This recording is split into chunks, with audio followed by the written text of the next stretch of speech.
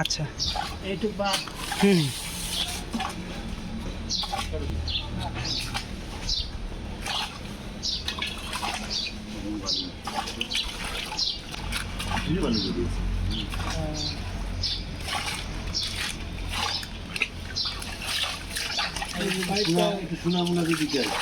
শোনা হ্যাঁ জি আঙ্কেল, জি uncle 1 KG আসলে হয়ে যেত।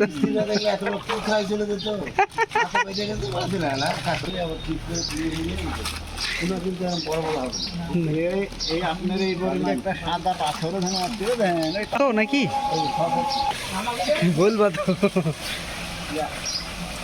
পানি উঠাবার যখন থাইমা যাবে তখন আবার এটা দিয়ে পানি দিবে।